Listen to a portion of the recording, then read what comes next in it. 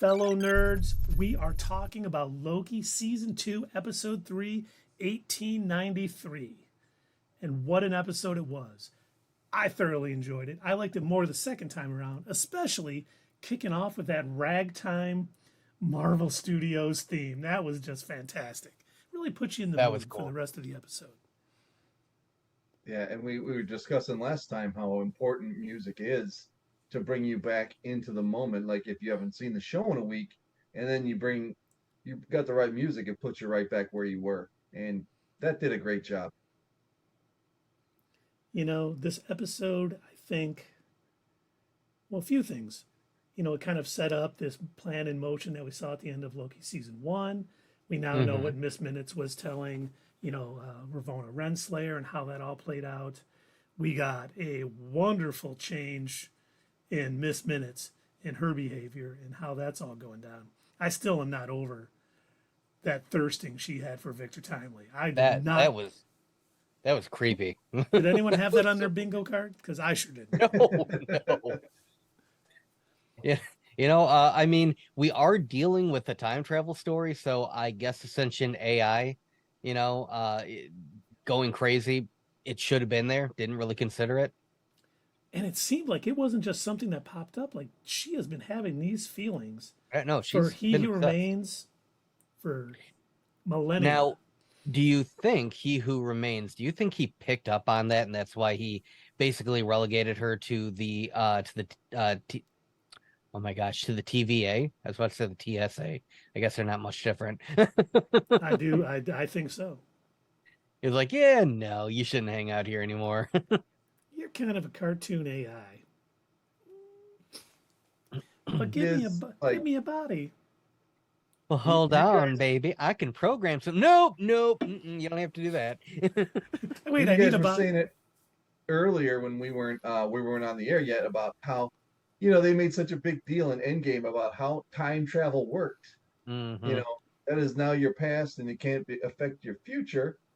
And then in the TVA, I guess it's back to it works. Yeah. Time travel works like Terminator. TVA. Yeah, maybe it's only in the TVA. And remember, the Hulk couldn't figure out time travel. So his expert take on it means nothing. Now, if Tony Stark would have said it, maybe it would have meant more. No, that's true, though. I guess you raise a good point. At the beginning of the process, he said, that's not in my area of expertise. So what does he know? You don't know nothing. Yeah, he might have gotten it completely wrong. For all we know, he's right, and this is branching all these new timelines because of it. They could have, maybe, if he had been wrong, maybe they could have gone back and just baby Thanos and would have changed their future. Are you talking about Skrull Rhodey wanting to murder baby Thanos? Oh, no. I'm not, because that show didn't happen. I don't even know what you're talking about. Okay, good. I thought it was just me. There was no special investigation in Ba Sing Se. And it's in the second watch through, I also caught something. When they are standing at the Asgardian little event or Asgardian little the thing area, where it's got Balder and Loki and Mobius says, sometimes I forget that you're one of them. Blows my mind. Another reminder that Loki is the god of mischief, the god of lies, and we are going to see a change in him. They've kind of been hinting at that all season. In the Breaking Brad episode, he's like, what do you care? You're a villain. You kill people all the time. What's it to you? Blah, blah, blah. And we're seeing all of these it was such a little subtle thing. I didn't even notice when we watched it on our, watch party on Wednesday or Thursday night.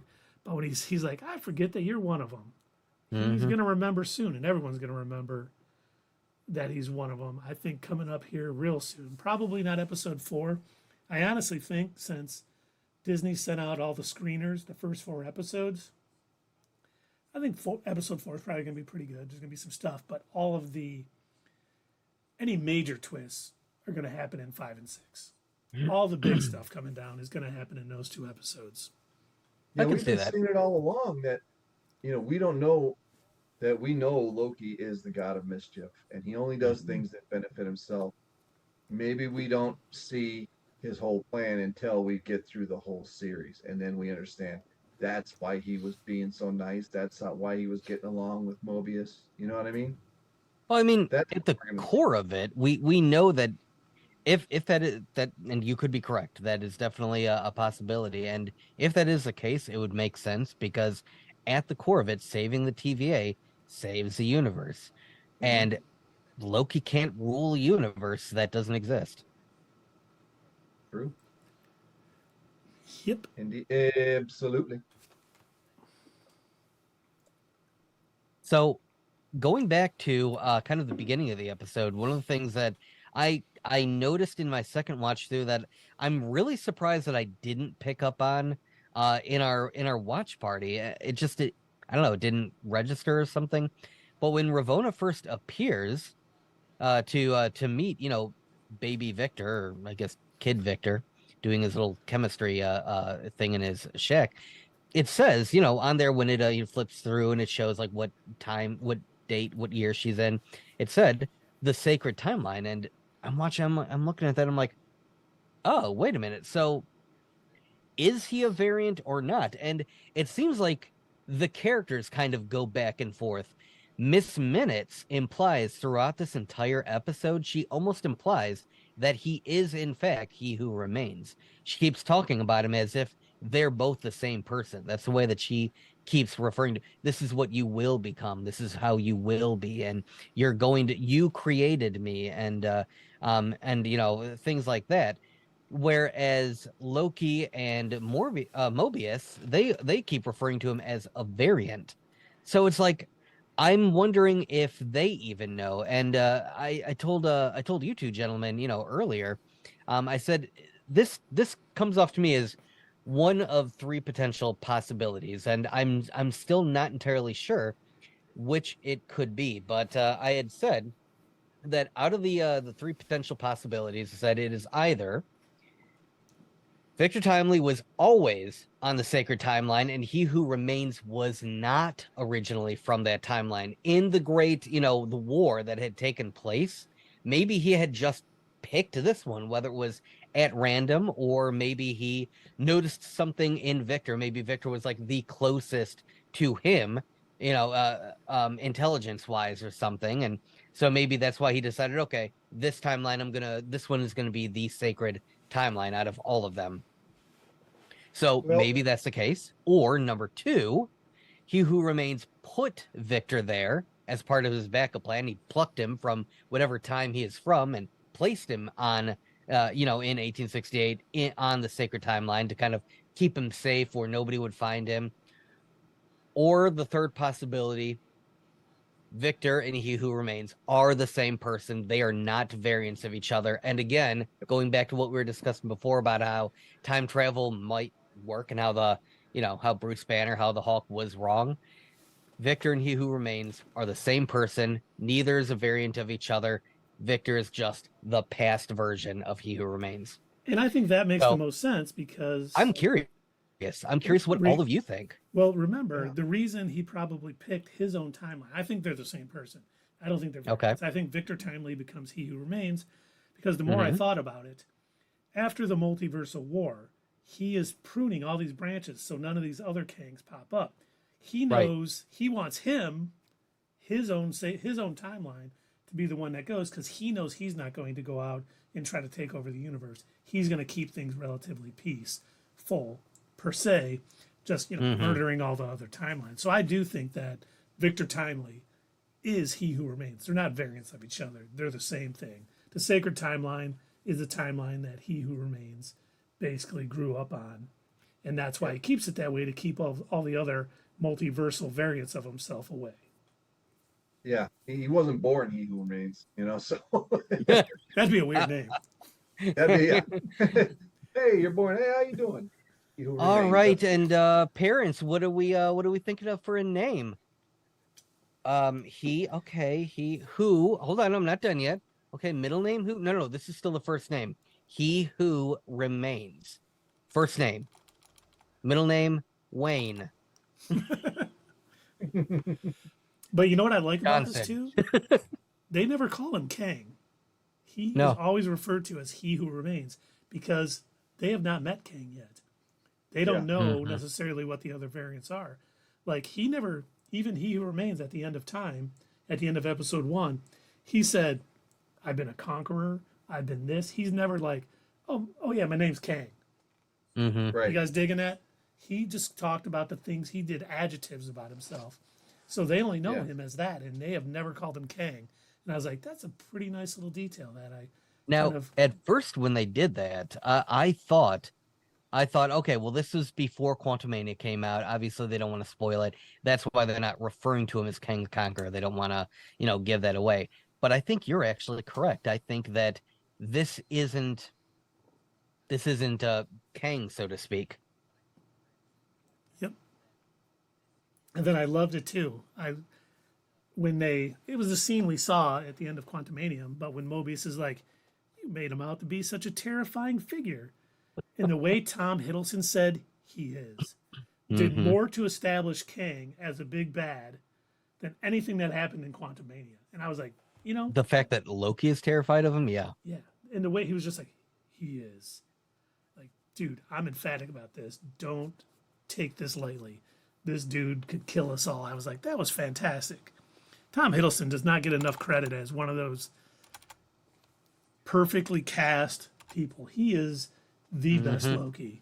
And I'm so glad that he's continuing to go, continuing to do shows and movies, whatever he continues to do. I'm happy he's there. Will he ever have another scene with Thor again, do you think? Like Secret Wars or Kang Dynasty? I hope so. It'd be nice. I'd like to see Thor's reaction to that. What are you doing here? You totally died again. if it was, if it's Thor after Love and Thunder, he'd probably be like, happy to see him because they ended on decent terms, I think. Obviously it was a horrific, traumatic time for Thor, watching him actually get killed by Thanos, but I think he'd be happy to see him because they had finally reconciled by that point. He'd be happy, but completely shocked. He would be. Not like his times when he was growing up when he would die and then he would come back. This time, I think he'd be more shocked than. It reminds me of Infinity War when Thanos goes and no returns this time. Yeah, and no resurrections. No resurrections. That's it. Yeah. It's like almost like he's speaking to the audience. Well, and honestly, hopefully by the time Thor and Loki run into each other again, some of the multiverse stuff will be out there to all the heroes. So he'll just, he'll be like, "Wait, are you my Loki?" No, right. Sorry, dude. And he'll be like, "Oh, okay, yeah, makes sense." No, we didn't have it. Thor's gonna be like, "Well, you don't remember that time when we were saving the Hawk?" No, the last memory I have of the Hawk is him smashing me back and forth on the floor. So treating me like a younger sibling. And I was downstairs, and then I was here. And yes, Carrie, I think we would all love that reunion. I think it's coming, and I can't wait to see it because, of course, after Loki's full heel turn by the end of the season, they may be at odds again, which would be great. And you know what else is something I noticed the second time watch through that I did not notice the first time? The TVA can track Sylvie. Because they said there was a strange temp pad reading or something 10 feet from where you're at, right before Sylvie came in and confronted her. Right. And I was like, okay, so they can track her. I thought for sure that what she took off He Who Remains, that medallion or whatever she had, was going to be able to hide her from anything the TVA can track or anything. So they're going to be able to track her a little bit. She's got to watch, where she's bouncing around too. I think they'll definitely be able to track her better now because it seemed like they didn't know what the anomaly was. They knew it was something like, hey, something bad. We don't know what it is, but it's something bad. Now that they'll be able to recognize, okay, this signal means Sylvie, yeah. And so Carrie she's going to have says, to be a lot more careful. Carrie said, "I'm not ready for that. I love this Loki." Trust me, it's going to be heartbreaking because, he has been a favorite character. Hmm. But I'm interested if him and Sylvie end up working together or if he betrays her. I don't think they're going to work together this season. I do think that they're both going to stick to their guns. Sylvie wants to bring back free will and wants to take out the TVA, where Loki's like, we can't let this, homicidal maniacs variants, come about and bring out this multiversal war. Unfortunately, I think they're going to be kind of pitted against each other for the rest of the season. Well, I have a real quick 2-minute tangent time, if you will. Hold on, hold on. 2-minute tangent time. You are on the So, clock, sir. Speaking of this being our favorite Loki, did you all happen to catch the latest Emergency Awesome video? Oh God, no. I have So, blocked them. I think higher of myself than that. well, I saw the thumbnail and the video title, and unfortunately, I've got one of those Chrome TVs, and it begins auto playing YouTube videos. You don't even have to the minute you move your cursor over to it, it starts auto playing the video. So his latest one is he's got the inside scoop of the new direction of the MCU. And don't worry, guys, they're hitting the reset button. They're completely resetting the MCU, and they're going to recast all of our favorite characters. Oh, this guy's And got the he inside track. has the inside scoop. Oh, he knows, yeah. And I just want to say thank you for the follow, 66 days. We definitely appreciate it. Get into the chat. Let us know what you think. We appreciate the follow. Nice. But yeah, Very cool. well, if Emergency Awesome says it's happening, then I guess we got to prepare for that reboot. Yeah. Oh boy. Oh boy. I love the blatant clickbait that some of these people do. You know what they're doing? Oh yeah. They're putting that out now, and in like 5, 10 years, when they actually do have to reboot it, they're gonna say we were first. Mm-hmm. Mm-hmm. Well, there's been a lot of people saying there's going to be a soft reboot after Secret Wars. They're going to use that multiversal convergencies to recast Iron Man, Cap, which I'm all for. I have no problem. I mean, I loved Chris Evans as Cap. I loved Robert Downey Jr. as Iron Man, but I also want to see Captain America and Iron Man work with the Fantastic Four, work with the X-Men, work against them. All the things that go on. Part of my love of the Marvel comics is all of these things working together. You can't have an X-Men versus Avengers if they don't recast. There's no Cap, no Iron Man, maybe no Thor by that point. So they definitely need to. You're not. What unfortunately hurt the MCU was the fact that so many different studios owned the rights. They were spread all over the place. So yeah, for the longest time, none of the Fox owned characters could appear in the MCU. So we didn't have the Fantastic Four, we didn't have the X-Men, and they're just now starting to try and bring in the idea of mutants. With the little sting that played in Miss Marvel and stuff like that, and showing us Mr. Fantastic in an alternate universe. But it hasn't really been there from the beginning. And yeah, I think you're right, Keith. It would have served the MCU better because at this point, I think it's going to be too difficult for them to try to figure out a coherent way to work all of this in at this point in the MCU. I mean, and they didn't have Namor at first. That was Universal. No more. Mm-hmm. Oh, I'm sorry. Yeah. Depending on if you're a friend or foe to or Namor. I'll call him Namor. Namor. And that's for the longest time they couldn't do a solo Hulk movie because that was also owned by Universal. Yep. And look at the finagling they had to do with Sony to get Spider-Man into the universe. Mm-hmm. Now they got all that. So let's see what they can do with it. Yeah, hopefully they. Now I am worried about that, the whole Spider-Man thing that you mentioned, because once they do a soft reboot, if that is the direction that they do end up going, the only reason why Sony agreed to, I guess, rent Spider-Man to the MCU is because they offered, hey, look, You guys keep screwing it up. We'll make the Spider-Man movie. It's going to be, and you can, produce it. Mhm. And there was So, a contingency that if Far From Home made less than $1 billion, mhm. Sony could have pulled the rights back and not allowed him in the MCU anymore.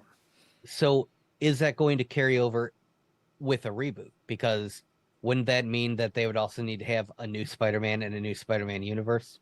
No, because it's going to be a soft reboot. So I think we'll see some characters stay. Like if Mark Ruffalo Okay. signs on for more movies and he's willing to stay, he'll stay. Aman We got three Vellani, if more she's with staying Tom on as Holland. Miss Marvel, I think some characters. It's almost like what's going on with the DCU right now. You know, Mm. we hear So some people are some staying will like, continue, some yeah, will. Okay, John that Cena makes staying sense. as Peacemaker and Amanda Waller. All that Vigilante is going to be the same, but others are changing. That way, once again, we've talked about this a million times. They switch up James Bond every 5, 6 movies, every 3, 4 movies, whatever it is, and no one Mhm. misses a beat. These characters are the star of the movies more so than the actors per se. I hate to agree with Tarantino, but he's right. I mean, these characters are the bigger stars than the people that's playing them. Now, the people that are playing Mhm. them are great actors and stars in themselves, but recast them. People will be fine with it. Yeah, and then they'll Definitely have their recommend. interesting choices between like who was the best Batman. Like they'll have the who was the best Captain America. Yeah. We can have our rankings of the best Captain Americas. But 66 Days says definitely recommend you guys bringing your channel to TikTok. We do have a TikTok. We do some comic book, what is it called? Back issue breakdowns on it. We do some other silly videos. But we can definitely throw new stuff up. Any ideas you have for our TikTok channel is always welcome. Okay, Carrie says I think the characters survive, but I don't know if it'll be as captivating as this. You're right. It may not be. I think there's still a lot of stories they can tell, and I think a lot of this has. I think a lot of the drop in quality is Disney pushing Marvel for more and more content. Yeah. It was Yeah. Oh, pushed way yeah. too fast, and they wanted more characters. I think they're gonna. Keep churning them out. Let's go. We need more on Disney Plus. Yeah. People are starting to Maybe. question why we did the price hike again. Yeah. Yeah, like I feel for a decade plus, Marvel in this form captivated the country world, and they may get back to it. It's kind of so many people are saying the MCU's dead, but comic books have waned and flowed too. Where Yep. sometimes it's like, holy cow, we're buying all these comics. They're the best in the world. They get new creative teams. They may take a dip in quality, but this is too big of a money machine, and I think Kevin Feige is going to start righting the ship a little bit, especially post multiversal, the whole multiversal saga. They've been introducing a ton of new characters because people's contracts have been running out. They've been You trying know, to get cameos and stuff, and it just hasn't worked as well as.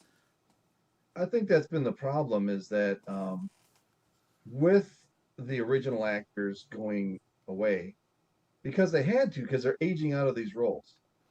Oh, yeah. And I can see, the complaint I've seen is don't be giving us your C list. I get what you're saying. Everybody like us. We don't know all these. They don't know all these comic book characters like we do. And when they see someone like even even Captain Marvel that they probably weren't aware of, until their movie came out, then they're like, oh, what are they doing? And then they put out like Miss Marvel, and they probably like, who's Miss Marvel now compared to Captain Marvel? I can see the layman fan getting a little upset about that. Like, all right, I'm done. They're going too far. Mhm. I get it, Yeah, but at the same time, it'd be great to have, um, a lot more. There's tons more Iron Man stories. There's tons more Captain America stories that you can put in there. So changing the actor it's not only it's necessary. You have to have it. There's too many stories that they're involved in with the other Fantastic Four and the X-Men coming out. They're going to need to be involved in that too. you know. So yeah, I can see why some fans would be like that, and they just want to focus on the heroes, but on the heroes that they know. But if then again, if you do it right, like Guardians of the Galaxy, who heard of them before they came out? And That's true. yeah, well, us, of course, but no one who's the layman. But once they saw it because they did it right, now they're a household name and people just love it. You got to do it right. Yep, they went to see it because it was a Marvel movie, and they fell in love with the characters because they were written well. Carrie said, "I don't think it's dead. I just think it was a unique experience, once in a lifetime, from Iron Man to Endgame for lots of reasons." Right. I wasn't saying you were saying it was dead. A bunch of YouTubers have been making silly videos talking about the MCU is dead, and I think it'll come back. I don't think we'll ever get an experience like the Infinity Saga again, because nothing had ever happened like that before. You know, they've never had this connected universe with different characters and different movies and all kind of tying together.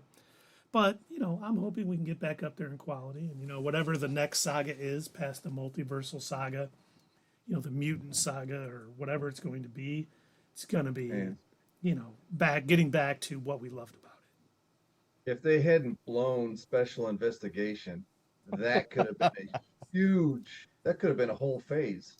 Mm-hmm. And that's the thing. And I honestly think, you know, we talked about it. I'm glad we're still in tangent time. Them wanting to rush things out and get things out. You know, they were like, oh man, Secret Invasion is a huge comic book crossover. Let's get it out. But Boy, you did they really want drop to do the it as a ball. Disney Plus show? Yeah, it'll be great. People will love it. Don't worry about it. We'll have, you know, Gaia, she'll be a super scroll and it'll be great. If they would have done what Dave said and planned this out so it is like an entire saga of itself, an entire phase, they could have really, you know, got that same sort of feeling we got from that comic book series when you're like, what? What is going on? Oh my God. And just piece those little things together, they could have had a monster hit on their hands. Mm-hmm. Instead, Bob Chapek, you know, was like, let's just have 15 shows a year, 25 movies, and who cares? People will come see it because they're sheep. And unfortunately, it didn't work out that way. Well, that's not how he said it. He said it more like this. Well, you got to take the 15 shows and put them up on the. I'm kidding. Yeah, you know what, Carrie? You probably made the right choice not finishing that show, but I can see wanting to see it. Well, maybe a character will come back at some point. You, And you know what? but No, you don't need to go back to learn what happened. You just need to watch our videos, and we'll tell you what happened. Yeah. Only it'll That be way funnier and more engaging. won't- And yeah, you won't have to put yourself through that. yeah, we watched it, so you don't have to. Thanks. And NYSQ. and she'll do that. Thank you, Carrie. We appreciate that. But you know what? Let's get out of tangent time for a minute because I do think we have some other things to talk about with Loki. Because one of the things that this is almost kind of a what's next too. We know in the sacred timeline that Ravonna works with He Who Remains to kind of set up the TVA, get everything running, and keeping the sacred timeline, you know, rolling. She even said, the minute I left, the TV basically went to crap. Mm-hmm. And now this is being set up where Miss Minutes even stated at the end when they were in, you know, the Citadel at the end of time, he made an enemy of somebody who knows all his secrets. So they're going to go up. So this is not going to be the sacred timeline that He Who Remains, you know, kept in check all these years. It's going to be branches. It's going to end a different way than the original ended with He Who Remains at the end of time in the Citadel. And I think by the time this series ends, this season ends, we're going to be seeing the multiverse and we're going to see other Kangs. I wasn't convinced when I first started this season that we were going to see a different Kang in this season. I 100% think we are going to now. Because what Sylvie and Ravonna and Miss Minutes are all doing is going to open up that floodgates. And I think we're going to get, you know, a Kang Prime of some type. Well, what that's going to be, I don't know yet. But he is going to unleash his full fury. And it's going to be amazing, I hope. But, you know, too many things are going differently than what it is. You know, knowing that, He Who Remains basically mind wiped her after she was his partner setting up the whole TVA, or they were leading it together. And he kind of mind wiped her, made her a judge, made her a hunter and all that.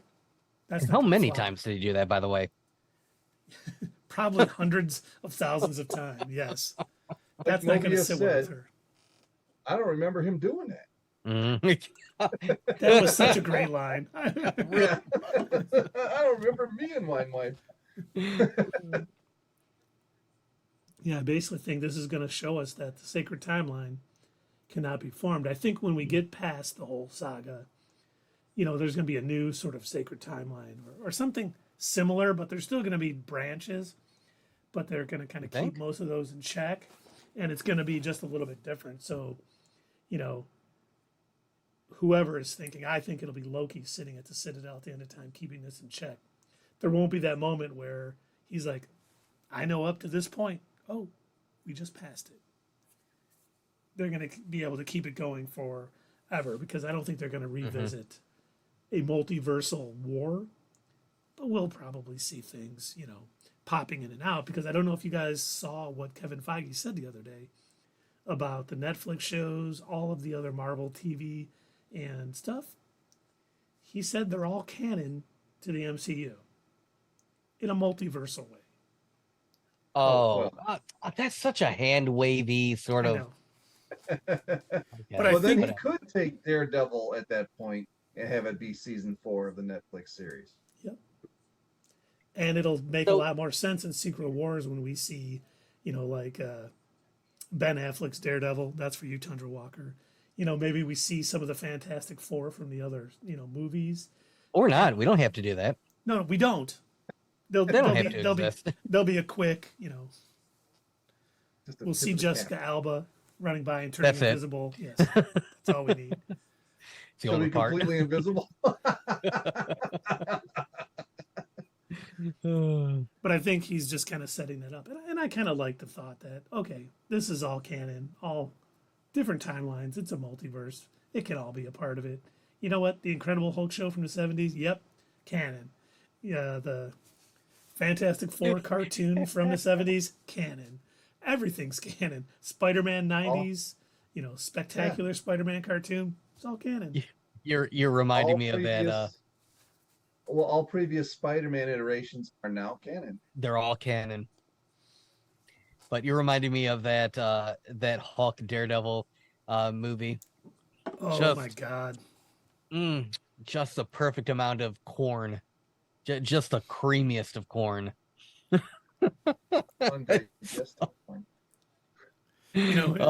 it's so terrible in the right way. Not Morbius terrible, but like watchable terrible. Come on, your favorite scene was watching Matt Smith dance. Don't lie. Wait, Matt Smith dance. Yeah, when he got his powers in Morbius. You probably blocked it out, Doug. Oh my God. I'm sorry. Yeah, I did kind of block that out. Jeez. Well, Keith can do this all day.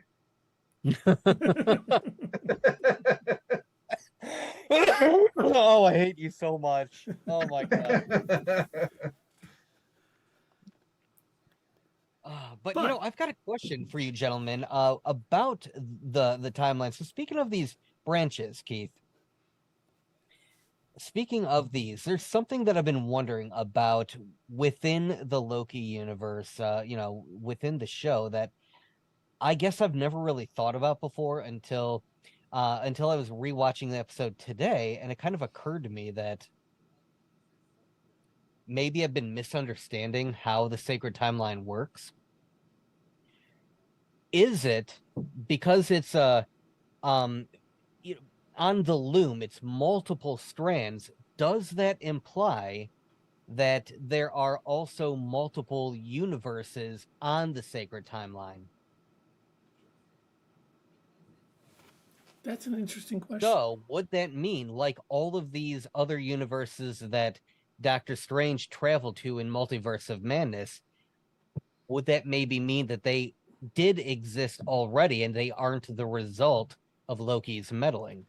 Yeah, I think each timeline has, like, we know Asgard and the 7, realms of Asgard all exist within the sacred timeline. So I think all those universes, exist.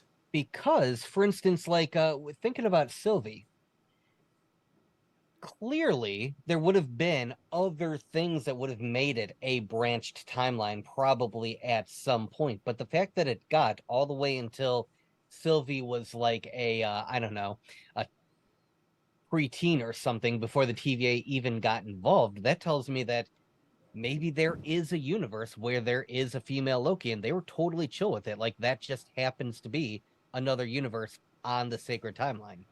And as long as it doesn't branch off too far, they're willing Right. to let it exist. Yeah, absolutely. So absolutely. Absolutely, he screamed from the depth of his loins. But yeah, it was something that I was thinking about. I'm like, is this something that it never occurred to me before? Like there's more than just the standard MCU timeline, and that in another universe, again, going back to what you and Kevin Feige said, they do exist. They are canon. And they don't necessarily have to be a branched timeline. Yeah. You're absolutely right. Jesus, I didn't mean to say Yeah, that. he did it again. You are correct, sir. As long as it didn't stray too far now. Yeah. But I guess what is the determining factor then, Dave? Like what is considered straying too far? That is a good question. Is it up to Kang himself? Did he set down rules where those lines were? He like said, all right, send a memo. Yeah. I In noticed our that office memo. Universe 842, they used the red Lego instead of the white Lego. Please go prune them. Well, no, I think it has to do with creating a Kang that is going to be a problem for the rest of the multiverse. Oh, so it's not just that they do something that's considered a violation where it's just creating a new timeline. It is creating a new timeline where a Kang could exist. Oh, I didn't realize that. Oh my God, that's so much darker now. Yeah, that is the main function to stop Holy Kang. crap. Wow. Jeez, oh Pete, is that like wow, yeah, no wonder like everybody in the TVA is just like shit, what have we been doing? Well, I do think it's they've done a good job of setting this up. Like, I can't believe, we're killing all these people. It's so terrible, and they're like, we can't do this anymore. And they're gonna see the Kangs come. They're gonna be like, I'm gonna prune every timeline I see from here until next Monday. We ain't dealing with this crap. I don't care how many people I kill at this point. It's that very good gray area where, you can see Sylvie. It's kind of, in my opinion, Sylvie's taking the side of we need free will. This is wrong to do this. The timelines because it happened to her. We can't do this. This is so wrong. Where Loki's like, we know what's going to happen if we don't, and that's much worse than what we're doing. And that's why Loki's the perfect character to sit in a citadel because he's fine with ends justifying the means. He could care less. Yeah, that makes sense. And again, I totally agree with that theory. I don't think Dave reeled it in, but yeah, I kind of agree with the theory that I'm pretty sure Loki will end up as the new He Who Remains, assuming that Victor doesn't end up taking his seat on the throne. Well, it's going to be interesting next episode seeing OB and Victor working together because I am thinking now that Victor is going to get a lot of his knowledge for creating Miss Minutes and doing all the things he did to create TVA from OB. It's going to be a big time loop right there. Yeah, snake eating its own end. Ooh. But I mean, kind of like an Ouroboros. Oh, what'd you say? But I mean, we didn't even talk about it on Wednesday night. And I know Jonathan Majors has had some legal issues and stuff. He was phenomenal in this episode. Him doing that stuttering and doing it well, that was shocking. Like, he doesn't stutter when he has prepared things to say.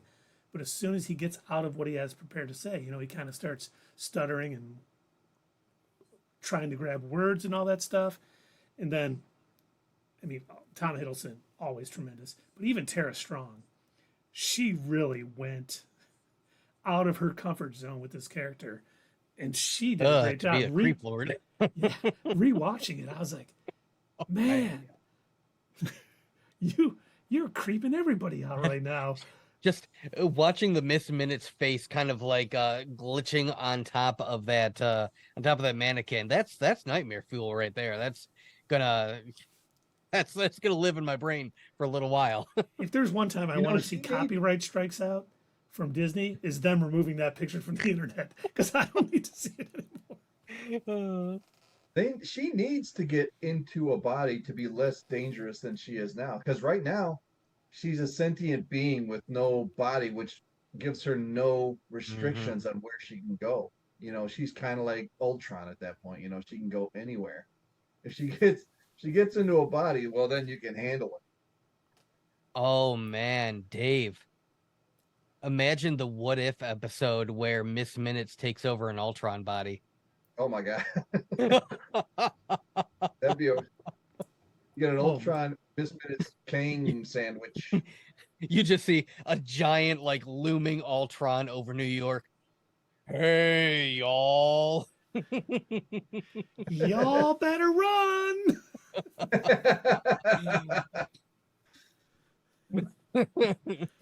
And when she blushed, when she was talking about, oh, and I thought you liked Ravonna more than me or whatever, I was like, man, pent up feelings from an AI creation over millennia freaking me the heck out right now. I they've done such a great job. I mean, Miss Minutes is a brand new character for, the Loki show. Everything they've done with that character has been so much fun and so good. I'm so happy that she is a part of it, even if she is taken, about to probably blow up the multiverse in the next 3 episodes of Loki. I have a feeling. This is my thought. I'm betting that Miss Minutes was a lot like Harley Quinn at first. I don't think Marvel or anyone at Disney expected her to take off. I don't think they expected the fans to latch onto it as much as they did. I think they assumed, oh, okay, yeah, this is just going to be the little figure that represents the TVA. She's going to be, in their videos, and she'll float around, and that's it. No larger story needs to exist with her, other than she's like a little smartwatch companion for He Who Remains or something. And then when everybody is like, I want merch, I want shirts, I want an actual clock, Miss Minutes is everything. And even Tara Strong, just like she recognized it immediately. And she's, when she shows up to cons, she's got tons of Miss Minutes merch, ready for people to buy. And I think at that point, Marvel's like, oh, she's going to be in a lot more than just the first season. Okay. Well, And the that's the thing fact I'm that worried about with this story is that it's not going to end at the end of this season. No matter what you do, you can't end this story at the end of the season because Kang, he's going to Oh, be yeah. Kang for the next at least 2 phases, right? So, we know we're not going to get a conclusion. But if Loki is sitting like at the end of these 6 episodes, and Loki is sitting at the end of time in the He Who Remains slot, I mean, how are they going to get him out of there to take him to whatever the Kang dynasty is going to deal with? I don't think we're going to see Loki there at the end of this season. Okay.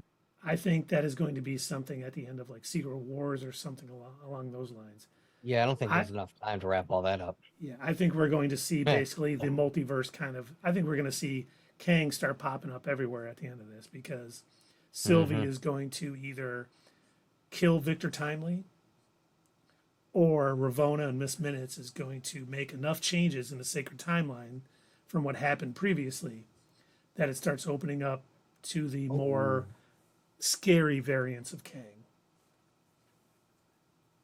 Now, I have another question for you two gentlemen. I don't remember if we really discussed it during our live stream on Thursday. I don't remember if we discussed it because my memory is terrible. As you can tell, I don't even remember what day we streamed. But it's the day Loki came out. Speaking of the end of the episode where Miss Minutes is hanging out with Ravonna, what do you think is the secret that she knows? What does she have on Ravonna that You know, she's like, I know something that he told me about you, and you won't like it. Like, Obviously, what that is it? means Ravonna doesn't know. And I And think Keith mentioned it earlier. It was that Kang wiped her memory after she set up the TVA with him. I think that's because what she's not going to like. I wrote the quote down from I went back and watched the Okay. episode. When he's playing the tape, it's He Who Remains says, for us, for all time. And then Ravonna says, always. And then He Who Remains says, Ravonna Renslayer, you are quite a marvel. I will be proud to lead with you. You made a difference in this war. Thank you for being on my team. And then he wiped her Oh, memory and made her, a hunter, then a judge. So that is what she is going to find out. And that is, she's not going to take that too kindly. she was originally his partner, but he doesn't do partners. Yep. Wow, boy. Yeah, that's I mean, he was already a villain for sure, but like that's villainous.